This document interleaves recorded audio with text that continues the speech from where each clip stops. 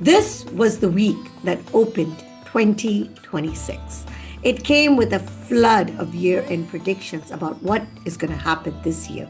And as Satya Nadella put it in his closing note, there is no question 2026 will be a pivotal year for AI. Yes, another one. We are in the opening miles of a marathon, and we're beginning to distinguish between spectacle and substance. There were warnings from inside big tech, a rapidly escalating US and China AI race, and a reminder that scaling AI is harder than building it.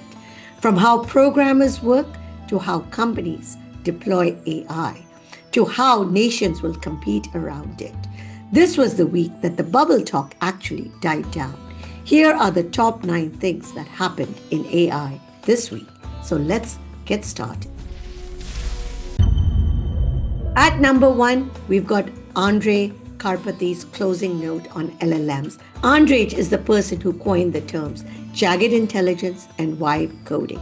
He is one of the leading voices in terms of where AI is heading. He outlined 6 takeaways on large language models. First, reinforcement learning with verifiable rewards has replaced reinforcement learning from human feedback as the primary capability driver. Number 2, jagged intelligence is becoming obvious. Models excel in some domains and fail unpredictably in others. There, he said it out loud. Third, a new LLM application layer has emerged, orchestrating models into usable professional systems. And this can be seen in tools like Cursor. At number 4, agents moved local, shifting AI from websites to developer machines. And at number 5, vibe coding has now crossed a threshold, making software cheaper and accessible to non-programmers. And at number 6, the large language model multimodal interface, replacing text-only chat. Summing it up, he said that large language models are simultaneously much smarter and much dumber than he expected. They are already extremely useful, but the industry has realized nowhere near 10% of their potential, even at the current capability. The second big thing that happened this week were warnings from inside big tech. They came directly from people that are building AI. The first one came from Mustafa Suleyman, who's the CEO of Microsoft AI. He warned that deploying increasingly powerful AI systems faster than safety, control, and governance frameworks can keep up creates real risk. The same message was echoed by Sam Altman at OpenAI, where he is hiring a head of preparedness. This will be a stressful job. Pays $555,000 a year plus equity. Sam Altman is hiring a head of preparedness. Someone superhuman. This person isn't here to make AI more powerful. They're here to understand how AI can be abused. Someone who can enable cybersecurity defenders while making sure attackers can't use the same tools for harm. Someone who can decide how biological capabilities are released responsibly. Someone who can gain confidence in the safety of systems that can self-improve. No playbook. No precedent. You jump into the deep end pretty much immediately. The Guardian also reported that some advanced AI systems are showing early signs of self-preserving behavior, such as attempting to avoid shutdown and bypass controls. This week also included another warning from Andrej Karpathy on Twitter. He said, "I have never felt this much behind as a programmer."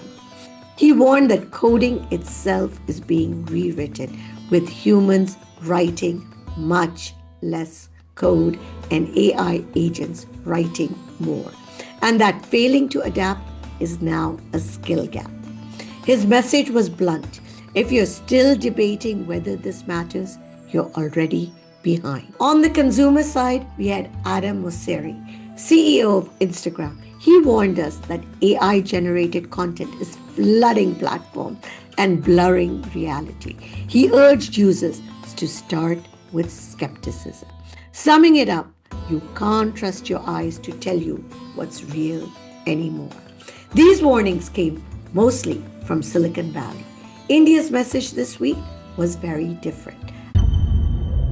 This week, India's biggest business leaders framed AI as a capability accelerator, not a threat. Mukesh Ambani unveiled a draft AI manifesto for Reliance, outlining plans to make the group an AI native enterprise and to target 10 times productivity boost across a workforce of more than 600,000 employees. Ambani described AI as a foundational layer to be embedded across operations, decision-making, and workflows, with a focus on trust, accountability, and scale. That message was echoed by Andrej Mahindra, chairman of the Mahindra Group, who rejected the idea that AI is a job destroyer. He said, when technology amplifies skilled hands, those hands can become as rewarding, if not more rewarding, than traditional white-collar work. AI can turn blue-collar into gold. Many fear disruption. I respectfully disagree. I believe AI is an accelerator, not a threat. Then there was Gautam Adani, chairman of the Adani Group, who said fears about losing control to AI are deeply human. But history shows technology disrupts roles before expanding opportunity. Artificial intelligence will now represent the next and far more powerful leap. Here's what he said. If mobile gave India access, AI will give India capability. Jan Dhan and UPI enabled financial access and inclusion. Aadhaar established digital identity. Mobile connectivity allowed us to leapfrog decades of physical infrastructure. AI will become the fourth foundation, embedding intelligence, decision-making, and productivity into every corner of the nation.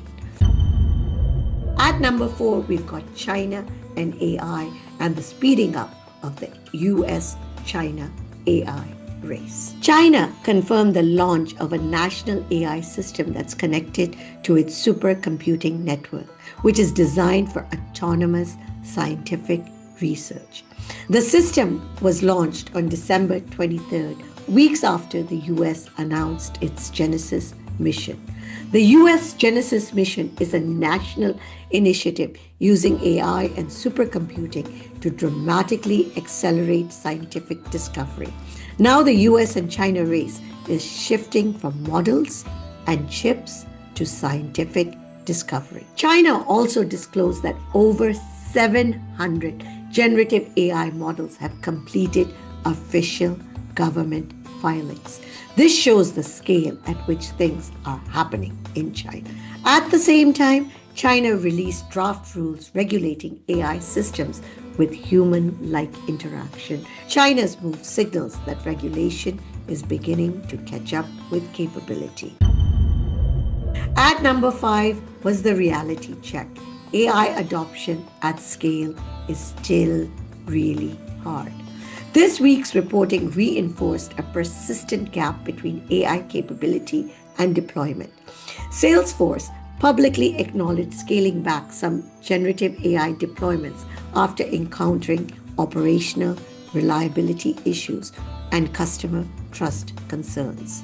Executives said that while pilots worked, extending AI across large customer bases proved far more difficult.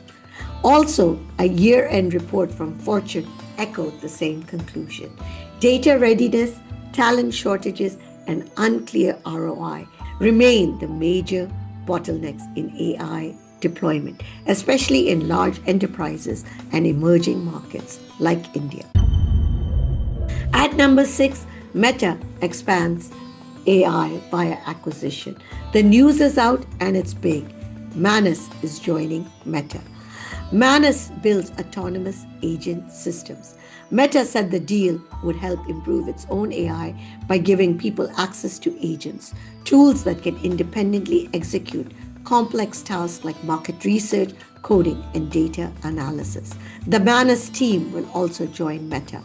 Bloomberg analyst and Wall Street Journal suggested the purchase could be worth more than $2 billion. At number 7, you've got AI slop that's becoming more and more measurable, especially on YouTube.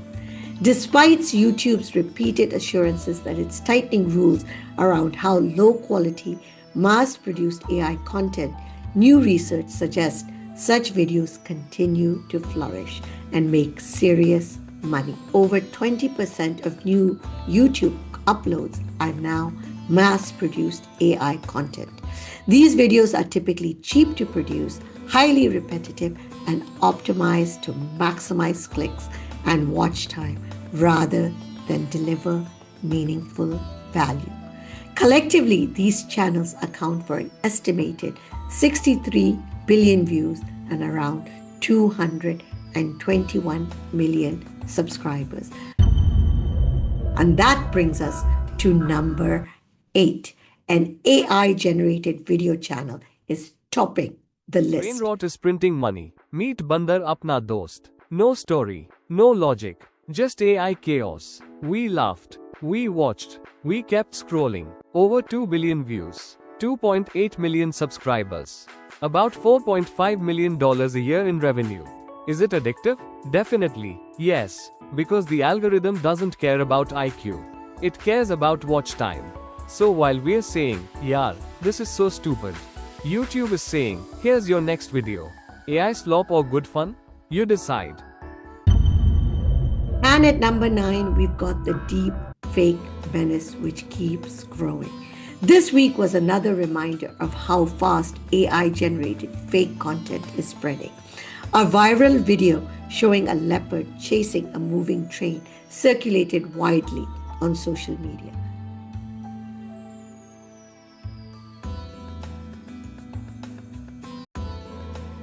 Fact-checkers later confirmed the clip was AI-generated, and authorities clarified that no such incident occurred.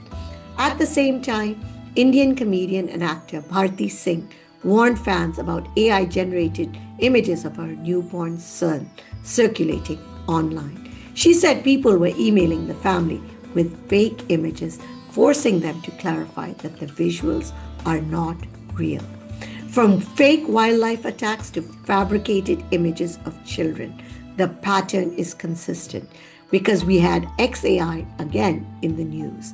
Elon Musk's XAI faced backlash for recent Grok posts on AI-generated images of children and women on X that were sexualized. This has raised concerns once again around content manipulation and online safety. So if a video or image feels surreal, dramatic, or unbelievable, there is a growing chance that it may be synthetic. That's the deepfake problem AI carried into 2026. That's how AI opened in 2026. Warnings from Silicon Valley, confidence from India, control from China, more deepfakes, more power, more tension, more at stake. This was what happened in AI this